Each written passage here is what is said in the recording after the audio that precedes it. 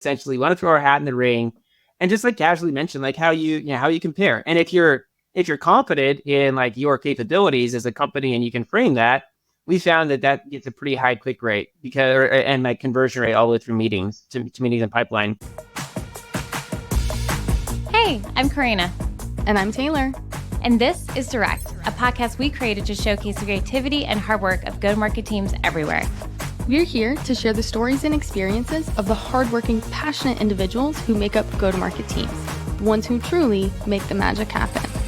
Taylor and I have been fortunate enough to work side by side on some incredible projects together, and now we want to put a spotlight on the unsung heroes behind some of the best go-to-market campaigns out there. In each episode, you'll hear from individual contributors who have gone above and beyond to make a difference.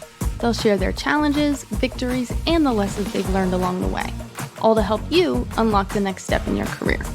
Get ready to be inspired, learn something new, maybe even share a laugh or two. Welcome to Direct.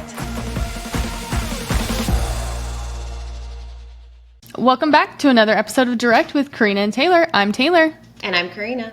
And today we're joined by Matzen Shirley, who leads growth and demand at Common Room, where they're working hard to help sales, SDR, and broader go-to-market teams surface, unify, and take action on any buying signal from within a single view. Hailing from the Pacific Northwest, he enjoys going on outdoor adventures with his wife and 3 kids and is looking forward to camping in the North Cascades and Mount Rainier this summer. Matzen, we always start our guest conversations off with one specific question. If you had a magic wand and you could do anything with that regarding your role, your job, your personal life, what would you do? As it stands, I don't get a lot of personal time between my very hectic work life, which is great, by the way, and my family of, 5, 3 kids and my wife. So I don't get a lot of time to myself, needless to say. And I would love a chance to read books, something I haven't done in a long, just books that I just enjoy for pure enjoyment's sake. And so that's what I'd love to do, is have the ability to consume interesting novels while I sleep. I really like that answer. I would love for that to replace my dreams altogether, catch up on all my books in my sleep. Awesome. All right. Well, we are here to dive into Outbound. Outbound is somewhat of a dirty word, I think, in B2B these days. We often try to say it's dead, but obviously this channel and tactic and approach is not. There's just more effective ways to do it. And you have certainly found a really effective way to do it via signal-based signals that are going to tell you who's active and in the buying cycle at the right time. And you're using LinkedIn as a channel primarily to then take action off of said signal. Tell us a little bit about that. How did you guys determine what those right signals were, and why was LinkedIn the channel that you guys found out was the most effective for converting those people? Yeah, to the channel question, LinkedIn is the place where all of our sellers, we sell to sellers and to SDR teams and to some extent, customer success teams. And as we know, if you jump on LinkedIn, at least my feed, I've been pulled into the vortex. It's very much filled with, sales professionals. And so we had known for months that LinkedIn was a channel that was working in terms of driving organic traffic to the site and actually driving conversions. We had also then, after kind of identifying like LinkedIn for organically was working for us, we began running ads. Those began to convert pretty well relative to like baseline metrics. And then, we also began to like kick up, we kickstarted a creator program where we had creators go out and talk about what we're doing on our behalf, kind of do walkthrough demos, that kind of thing. And we implemented something that many people do, but if you don't do this, I'd strongly recommend doing self-reported attribution on your forms to just ask, like, hey, how'd you hear about us? And we started cutting our traffic. You have your traditional HubSpot, source traffic buckets, and we started cutting those buckets by, how many in each of those different sources, what percentage were coming from LinkedIn. And we realized that LinkedIn was driving a lot of our organic and direct traffic as it was labeled in HubSpot. And so that gave us more confidence to continue to double and triple down on LinkedIn as a channel for, yes, marketing, but also for sales and outbound. That makes a lot of sense. And lay a little bit of context for us too. Would you say that your buyers are primarily in the B2B SaaS tech space? Because I think that oftentimes when I'm talking to clients, there's a little bit of a, hey, yes, we have people, even people that are sellers, right? But maybe they're in the manufacturing space, for instance, or the healthcare space. So LinkedIn is still not the right audience. But do you find that there's a certain demographic that you sell to that does fit within that mold of LinkedIn is prime for sellers to be on that platform? Yeah, so we do sell to B2B SaaS. That is like the dead center of who we sell to. I will say, like across different SaaS solutions, I guess categories.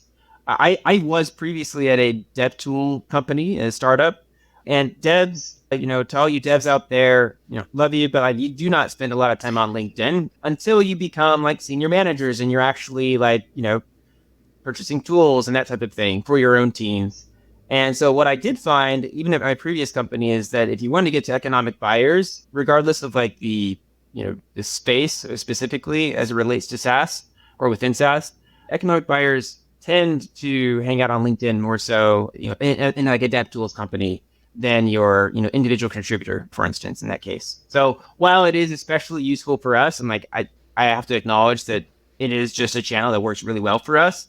I think that it can, and we are seeing with some customers, like it's working for like reaching economic buyers who don't actually typically like sign up for your product, for example, or they aren't doing all the research on your website, but they might be out talking about interesting things on LinkedIn.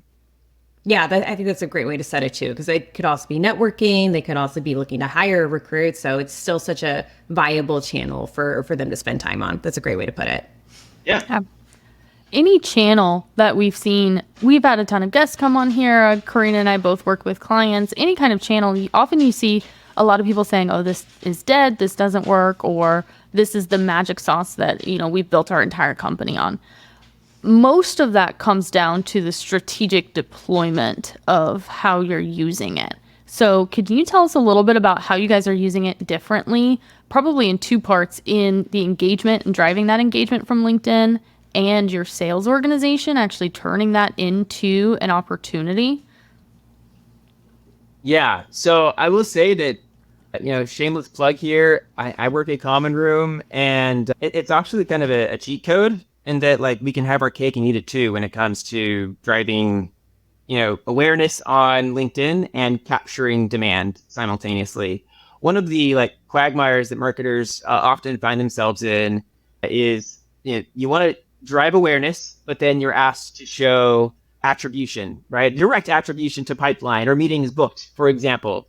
And sometimes those two things are really hard to do simultaneously. And especially in today's environment where resources are far more scarce than they were in 2021, that's a trade-off that people have to make. And oftentimes and sadly often what happens is people feel forced to make short-term decisions as opposed to long-term ones. And so they have to choose their cake or to eat it, right? So for us, what we do, one tactic we actually started using as an early adopter is thought leader ads. You've probably seen them. They say promoted in very small print up at the top, but it allows us to get our voice out there in a more authentic way with our target audience. If you're lucky enough to have internal influencers who are perfectly one-to-one matched between your product's offering and the audience that they happen to reach, that's great. Lean into that 100%. That's like the ideal. But if you don't, then you can run thought leader ads and push to and pay for an audience, assuming you've got budget to allocate towards that. What's nice with us and using Common Room is that we capture the reactions.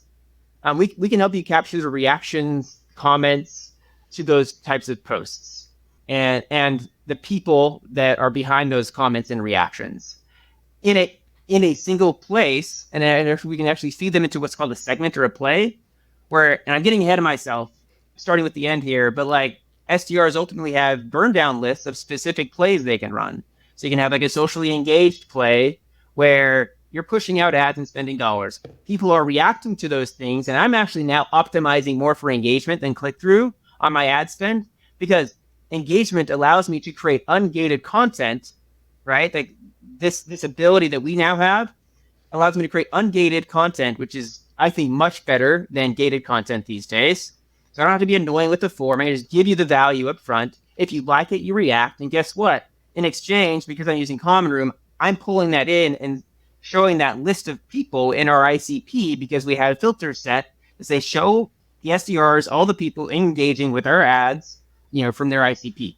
And then they can go work down this burn down list and reach out and actually book meetings. So you can simultaneously drive engagement and awareness, right? And then for some of these people, they are in market. Not everybody will be, but some people are in market. And you can capture those ones that you would likely not have otherwise captured by having the SDRs do a value-led follow-up based on that. Getting ahead of myself a little bit on the story, but like that's something we found to be really, really useful for us in kind of cracking the code on LinkedIn to some extent. Well, I love the way you're framing it because it sounds almost like, when we say signals or intent, people often associate that with third party, right? So while LinkedIn is a third party channel, it sounds like you've actually brought in those signals that can be in either swim lane. People that are maybe just getting to know you, discover who you are, and then there are people that might actually be more primed and ready to buy. Can you walk us through a little bit how you guys fine-tuned what those signals would be that are very, very specific, it sounds like, to Common Room in your buying process? Yeah, so let me kind of back up a little bit because I did jump ahead to the tooling piece. So like I said, we had already seen signs that LinkedIn was a channel that was working well for us, and we are in a space right now that is pretty hot. Like if you can go to market, you may have heard about signal-based selling and signal-based include your noun, right? Or verb. I think we identified that people were talking about this concept all over the place, and we were getting new competitors are entering this space, and they're talking about it. They're launching new things. People are reacting to those new launch features. There's a lot of interest, right? But it's not our interest. Like it's not explicitly like if you think about the awareness funnel, right? There's people are now problem aware. Like there's this problem, right? And they're now there's a growing bucket of people who are sitting squarely in this like problem aware stage of the funnel, right? Now, some of those people are, based on like their internal, processes and where they're at in like other buying cycles, some of those people will be in market. But like, how do you capture that is like the question, right? How do you tap into all this excitement rather than just like turning around and saying, hey, like there appears to be excitement in the marketplace. Like, how do you actually turn that into benefit for your own company was the question we kind of had on our mind, right?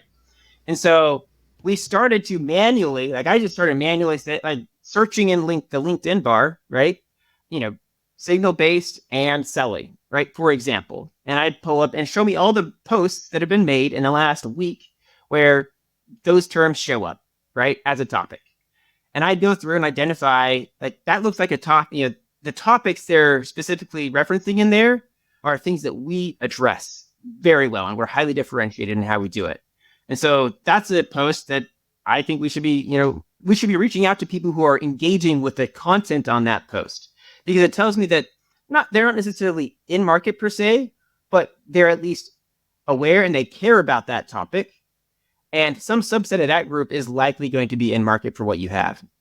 And so I started manually, essentially pulling these out, assigning them to the SDRs, doing something that doesn't scale at all and saying, hey, here are some people that we should be reaching out to. Simultaneously, we needed to then I started cataloging topics, right?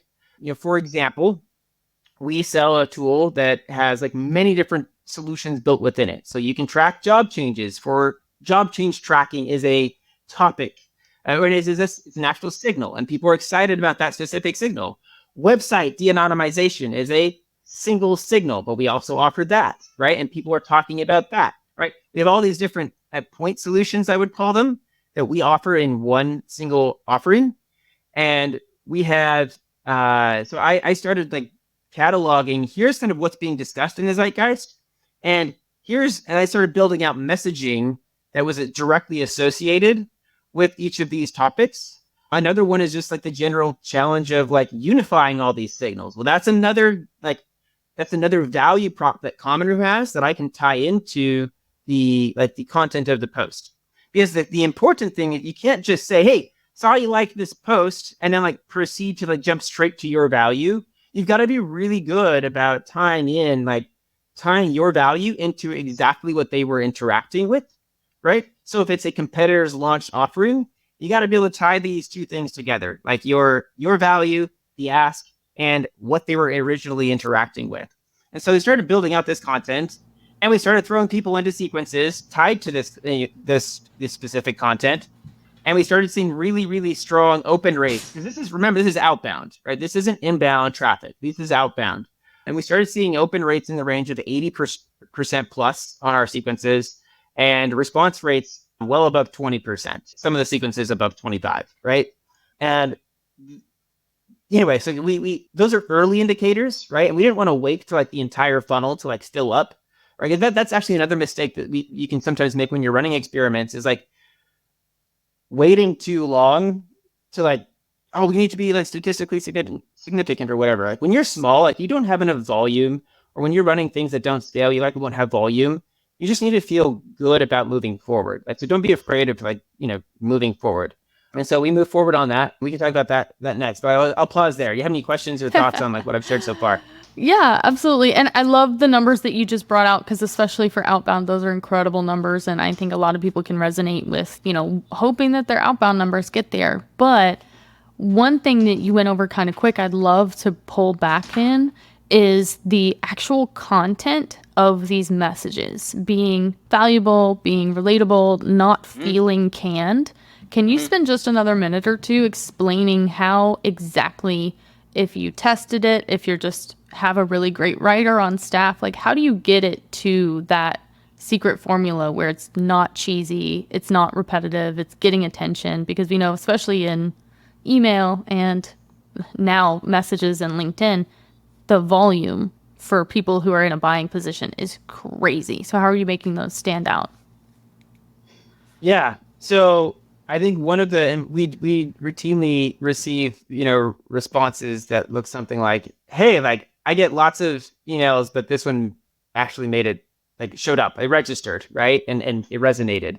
And I think one of the things that we tried to do out of the gate was ensuring that humans were plugged into the loop, right? So there's a lot of talk about like, I guess the old world was like automation and tokens, like just tokenizing everything. And trust me, like I did that back in like 2017. Like I was 100% in that camp, and that's like letting it rip, at least for your like early touches in a sequence or like in an engagement across multiple channels. You need to have that human touch who's actually, and not just any human touch, like you need to have trained human touch who is able to, tie together and synthesize like not just like what's the context of the post, but the context of your account and your company and why we might be relevant to that. And it is more time consuming to run these types of sequences because it's a manual step instead of an automated step. And the SDRs initially were like, hey, this is a lot of work. And it's like, yes, it is a lot of work. We have to do this though, because at some point we can figure out how to scale this. So once again, I'll say like, there's a lot of talk about how AI can like really help us. And I really do believe that AI can help with a lot of this to some extent. But I think before just running wild with AI, like you should test it with like the like best solution, which is typically a human, to like go in there and personalize the like different snippets. So we would provide a framework, right? We would build the base message, but there were pieces where we would say, hey, like here are the possible snippets that you can kind of pull in here and then personalize and customize. And it doesn't come without its hiccups, right? Sometimes the message would go out the door. We're like, like that wasn't exactly like right, because like you're not controlling the whole process. But like you just keep the feedback loop tight. And we did so. And so I think that's one of the reasons why it's like it was resonating, is because we ensured that like humans were in the loop, actually looking at the prospect they were reaching out to, and tying not the value not just to the ad itself or the post that they were engaging with, but tying our value to their context. And the nice thing about Common Room is we have actually a lot of different signals that we can pull in, so we could reference other things like website visits that we had noticed, or maybe we had actually seen that they were recently putting out a job rec, right, for a certain sales rep. So we could reference other things in addition to that signal. It's a signal stacking essentially. So we could get really, really contextual and relevant with our messaging by layering on extra signals, not just honing in on that one fact that you reacted to a post, and secondly, bringing in a human. I think that we're not at the point yet where I think you need a certain amount of data set before AI can kind of, to your point, just do that for you. So that human intervention is key. And I'm glad that you're doing the unscalable before you can scale. Because you somewhat have to even train your machine to learn on what's working, what's not working before the machine can run on itself. I'm wondering, there's so much, especially with sellers, whether that be, account executives or SDRs, BDRs, there can be signal overload. Like it gets almost too noisy for them to know what signal to take action off of, when and why, and when's it going to be most effective, the best use of both the prospect's time, but your seller's times too. How do you manage fatigue from that perspective with your sellers so that they know which signals are the best ones to action off of, when and why? Yeah. So first, I'll just broader note here is that companies like Common Room don't exist because you need all the signals all the time. We exist because every company is going to need different signals based on your market. We already talked about it. Like LinkedIn works great for us. Is LinkedIn going to work great for everybody? Probably not, right? And so signals that are derived from LinkedIn may not work for everyone, but maybe they need code repositories like GitHub, right? Maybe that's actually a source of signal for them. And it is for many of our customers, right? That we work with and many companies that I know. So just broader point, part of the reason there's, I think, fatigue is just thinking that it's all or nothing. You need all the signals or it's just too much. And actually there's a really happy place where you need to be strategic and think about your business and think through what are the clues that would suggest that somebody is it's pretty simple. What are the things that if they were true would suggest that somebody's more likely to be in market than average, right? And that's where you get into signal strength. And that's where I think the real experimentation comes is identifying what does that signal mean for us in terms of propensity to buy or enter a buying cycle at least. So for us, the way we manage it at Common Room is we have a stack ranked priority. We have a priority stack on signals, right? If these signals are present, right? So for us right now, it's LinkedIn engagement is one, and then product usage is I think for most companies who run some sort of free trial or product motion, product usage from your ICP is a really strong signal. And there are some companies that have built their entire value prop around that, and we lovingly call them competitors, right? But that is a really strong signal. But so for us, those are two that are really important, but that won't be the case for everybody. If you run a free trial, guess what? You're not going to have a lot of product usage data for your sellers to really use, right? So you got to go out and identify what are those. Maybe it's, job postings from ICP companies. And then you want to go out and prospect into the senior team that would be putting out those job recs, right? For relevant technologies, right? In your space. That might be one, right? You stack rank your signals. And then it allows your team to not be overwhelmed with oh my gosh, I got to look at all these horizontally. They can kind of work through it vertically. Hey, if this is there, great, we go with that one. If this is there, we go with that one. And if this combination is there, then we actually use this combination because this is really powerful. A combination, would look something like somebody's engaging with us on social, but they just started a trial. That's actually even more powerful because it shows or somebody just started a trial and then starts to engage with us on social. That's super interesting because it tells me that this isn't just somebody who's kind of a fly by night where they're just a tire kicker. It seems like they're really engaging with us. That's higher intent. Let's lean in. Let's make sure that we take care of this person because they seem to be serious. That's just an example of what I mean by signal stacking and stack ranking that. So providing that framework for your team and then really making it possible for them to take action. And that is a hard part. It's hard to do that, right? Because you can have all this information, but if you can't take action on it easily and quickly, then you're killed, right? Because ultimately it's not return on investment. It's return on time. That's the one thing that is fixed, is time. And so when whatever endeavor you're doing is that's the metric you should be measuring against, especially for time intensive roles like sales or sales development. It's what's the return on every util of time that I'm putting in? And so that's what you kind of have to optimize for. I really appreciate how you broke down signal stacking because I think that maybe for some of our listeners who don't have a lot of tool tech stack available to them today or budget for something like this, you really just outlined how you could just look at your own data about your business and determine, these close won accounts, these best fit accounts, what were the different journeys that they took in order to get there, and manage those signals in a spreadsheet, even if you don't have a tool that's going to be able to do that for you automatically. So there's definitely ways you could approach it even without a tool, right? Yeah, I mean, speaking of spreadsheets, that's how we started with this specific play. Is we just stuck it in a spreadsheet, and that's where we operated off of. Love that. Yeah.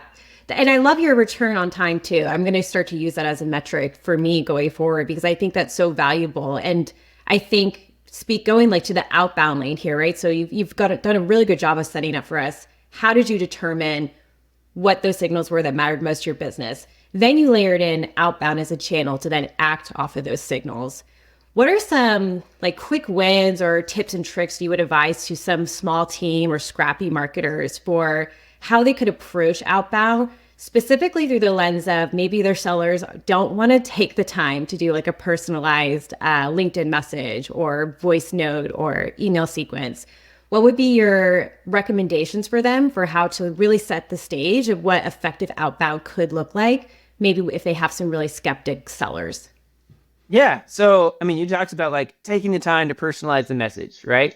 Well, there's a few things that need to be true to nail it in outbound. It's like, right message, right time, right person, right? You personalizing the message is one component, right? It's like to complete the trifecta, if you will, but you can still get the right person and the right time. And you can validate that like the signal you're like leaning into is just like, it feels like it's directionally headed in like you're directionally correct in that this signal reacting to this signal is helping us at least show up and connect with this person in some way. One example, right, is just doing a LinkedIn connect. Once again, it's LinkedIn, but like you figure out your channel, but like for us, like a LinkedIn connect sequence, really. And like you don't even have to message, right? Like the initial question is like, if this signal is true, like if they're hitting our site, for example, does that, like the question is it indicate that like this might be a good time to reach out, right? And one proxy metric for that could be your connect rate. If people connect with you in response to like, and you got to keep your time tight on this so that there's like a really close correlation between like the signal and the action and then the response to that action, right? Because if they're too far away, it's like there's confounding variables that get in the way, right? So you want to like make that connect those two pretty tightly. But you can do this without messaging at all, right? If your sellers were skeptics, you can be like, hey, the lowest like bar we could clear is like just connect with somebody. That's it. Like hit a button. That's it. No message, no nothing. Just connect with them and let's see what our connect rate is doing that versus not doing that, right? Versus not using that signal. And if we see a lift of like some decent amount, right? Once again, a lot of people in bigger companies live in a world of like statistical significance and like it's a real thing. If you're a small, scrappy startup, you just live in the world of like directionally, like, useful information. Okay. So don't get caught up in like the wrong, like lane of like suggestions from like peers. Like understand who's telling you to get like giving you the advice. Anyway, that's what I do is I run some like little test to answer the first question, which is like, is this directionally telling us something useful? And if it does, then you have the data to then say, hey team, this seems to be working pretty well, but it's ending at a connect.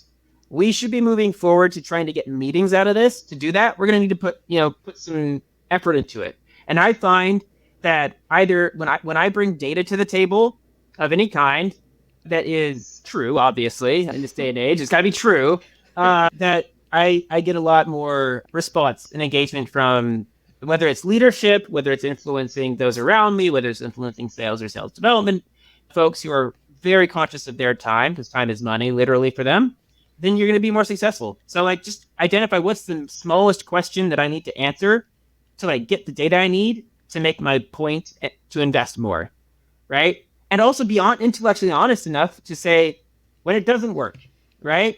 Because oftentimes like it doesn't work. And you go, did it work because we didn't have the right question? Did it work because we didn't have the right implementation? Right? Because it doesn't necessarily mean that like the whole idea is a flop. You just have to figure out which part of it did we get wrong, or is the entire premise wrong altogether? Yeah, I mean, what you just outlined was like a RACI or framework, decision making framework of sorts. And I love that because it's always leading with the let's figure it out, good or bad, and iterate from there. Like, what point of failure was it? And how can we optimize this in the future? And you're setting the stage with them too when you do it like that, hey, you sending out this LinkedIn connection request and maybe like a snippet or two of personalization does not equal meeting, does not equal open pipeline. It equals like a start to the journey that is not, instantaneous. I think too oftentimes sellers are equating marketing initiatives or activities with instantaneous meetings, pipeline, et cetera. But there's all these other leading indicating metrics that help us get there. Yep. So break down for us then, what have you find to be the winning formula for this sequence? I really loved how you highlighted that a connection request is crucial. Oftentimes for me with outbound sequences I've created, I start with like, hey, respond to at least 5 different posts that they're engaging with or 5 different influencers that they follow before you even send out a connection request, right? So there's all these layers of outreach that can be part of your outbound sequence. But highlight for us what maybe the top 3 things are in this campaign. Yeah, so in terms of messaging, like we've been relatively simple. Like we have a small team and only so much time, and this is one of the plays that we run. And so we've kept it relatively streamlined in terms of like the tactics. So like, LinkedIn connection requests, if it's a more senior person that we're reaching out to, we'll have like either, like my boss, Kevin, reach out as like a marketing persona, or we'll have like somebody more on like the head of revenue side, reach out if it's like a senior revenue person. Like, there's like the message, the timing, and then also there's like the messenger. And so I think we have seen success when we have layered that into our sequences or cadences, depending on the tool you use, whether it's G Sheets or what otherwise. And so like that's been successful. The other, I would say like not all like for this specific play, right? I know, this play may not be perfect for everybody, but for those of you who are like, oh, this is interesting, like getting into like inside baseball a little bit, not every LinkedIn post is going to be super relevant. And yeah, that kind of comes like, no doy, right? But the buckets that we have are like ecosystem, and then there's competitor, right? And then within competitor, we've like broken out like, hey, like this is a competitor. Every competitor is not created equal. They compete with you in different ways and on different dimensions. And you need to be clear about like which type of competitor is this, because then we can frame ourselves and position ourselves in a specific way that's going to make sense. So there's the competitor post and then there's the ecosystem posts. And the ecosystem posts are either like people internally, like your internal influencers, like I talked about at the very beginning of the call, the recording, the internal influencers, and those tend to be really, really successful. Like our CEO posting about a thing, posting about a product launch, people reacting to that product launch, like that's it. Well, it stands to reason that like that's as close to you as you can possibly get, right? As you go out in concentric circles, you tend to find lower rates but higher volumes. It's just like you're essentially like you're expanding into like the broader market as you go out, but that also means that like there's more noise and versus signal, right? To use signal in a different way. And so we found like CEO posts, the other like I talked about a creator program, creators who are posting on our behalf and like walking through like specific demos and videos. We've identified like people who are engaging with those. And that's been very successful. And then, the competitor like product launch, specifically within the competitor bucket, like when competitors are launching products that we compete with or that like are clearly like inferior to ours, we have a relatively high success rate in like just saying, hey, like we want to throw our hat in the ring. Saw you interacted with so and so, right? Essentially, want to throw our hat in the ring, and just like casually mention like how you compare. And if you're confident in like your capabilities as a company and you can frame that, we found that gets a pretty high click rate and like conversion rate all the way through meetings to meetings and pipeline, because I think people inherently they want to know like what's especially today, like there are a lot of options and there's a lot of pressure to get things right, and so they want to know like, hey, am I missing something here? And so we found success with those as well. So like those would be like the three like buckets of display that have worked really well for us specifically. So many good wins here. I love it. And I love all the perspective on how to not only utilize your internal sellers, but your influencers, your creators as part of your outbound motion too, to really surround that prospect and account properly. With all the wins, I'm curious, do you have anything that you would do differently? So if you were to have a time machine and go back and start this project from the beginning, is there something that you've learned throughout all this? You're like, you know what, damn it, I wish I did that differently at the beginning, or I would tweak this. Yeah, I would say, I mean, I have no problem admitting that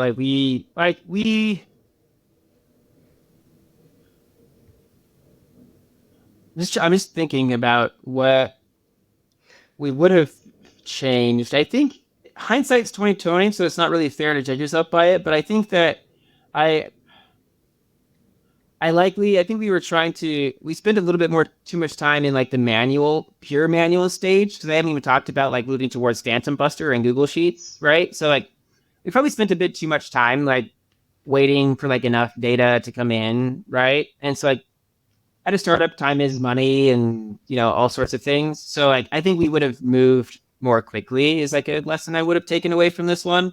Moved more quickly off of like me literally just like pulling interesting people to like running like a Phantom Buster play. Talk to us what you mean about a Phantom Buster play. So Phantom Buster, if you don't know what it is, it's similar to like Captain Data or whatever, or other automation tools. Phantom Buster can essentially extract profiles from LinkedIn, and then you enrich them, and then you can toss them into various places using Zapier, right? And so we like connected to a Google Sheet, and then that Google Sheet became like the home base for the SDRs. And that's really actually where we started moving away from like, hey, this doesn't scale to this kind of scales, right? But the problem with Phantom Buster was that like it was really slow, because the way they run, like to be honest, like they have to stay under like a certain threshold to like be kosher on LinkedIn in terms of like right, yeah, because the number otherwise of you'll get dinged and hammered, stuff. yeah, right? And like you'll get shut down, right? And like that sucks. So it was slow, right? So like we were responding to posts that were like 3 weeks ago, which is just like wild. Like, and I like it was still sort of working, which is a miracle, to be honest. Well, LinkedIn's been crazy about their posts and when they show them to you lately. Like I feel like that reach has been all over the board. So that could have even worked in your favor. Yeah. So I would say, like moving quicker from like pure manual to some sort of automation would have been good, because it would have probably netted us like some extra opportunities earlier on, is probably what I would say. I think, I'll pause there. I mean, I guess the one thing before we finish off, like I wanted to get to is like moving from Phantom Buster to using Common Room, which is like awesome. And we can actually I'll just take a step back and just say like in my previous role, I worked a lot with product. In my current role, I'm working more and more with product. I actually enjoy the product side of things a lot. And so we went from like with this whole idea, this whole experiment, what was really cool to watch was like it went from this manual thing we were doing, this basic idea, to a thing we were running at a Phantom Buster that still sucked because there's a lot of effort on my part to like even run the whole, like keep the ships running. And then the product team could see that we were succeeding, and they were like, hey, is there some way we could like actually productize this ourselves, right? And not rely on Phantom Buster.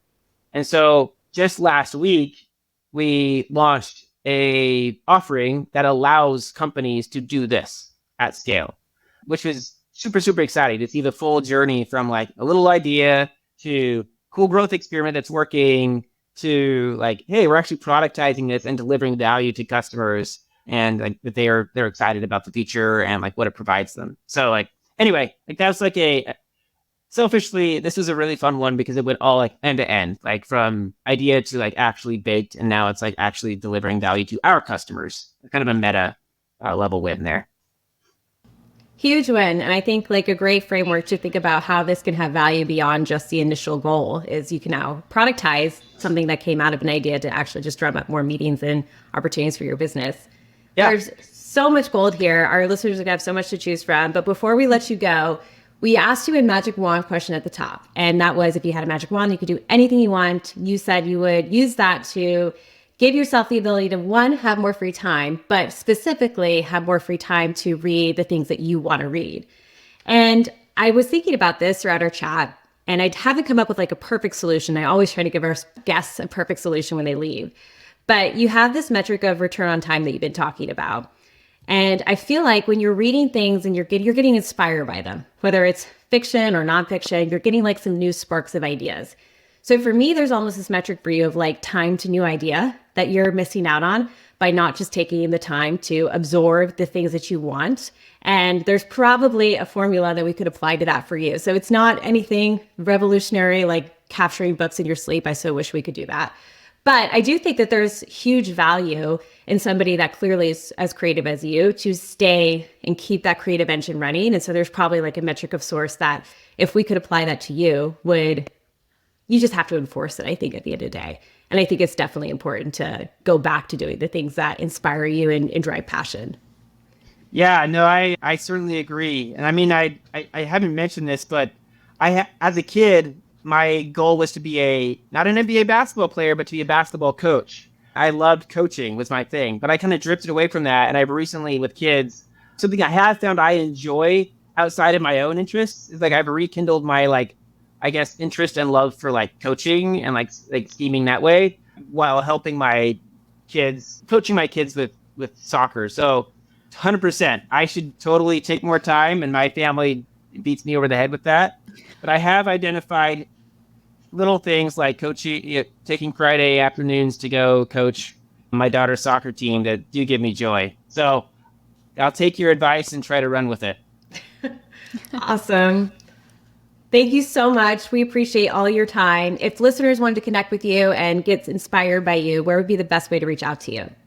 Yeah, hit me up on either. I'm pretty, I would say, low profile. I keep my head down quite a lot. So find me on LinkedIn, ping me, I'll accept. I would love a conversation. Yeah, I don't say a lot out there. I probably should say more. It's an aspirational goal of mine to say more of what I'm thinking. But most of the time it just ends up in, ideas we're executing on in the company. So that's a good place to reach me on. I'm silent on X or anything else. Likewise. And I'm happy to only choose one. Thank you so much for joining us today. We'll make sure to include your LinkedIn in the show notes. And again, thank you. We're glad you took the time to share your idea here. Awesome. Talk soon. Thank you. Thanks. Bye. Bye. Thanks for listening to this episode of Direct with Corrina and Taylor. If you enjoyed what you heard in today's episode, please give us a follow, maybe even a 5-star review, wherever you listen to your podcast. And if you know someone that you'd like to spotlight, if you want to share your own story, visit us at motionagency.io/direct. We'd love to hear from you.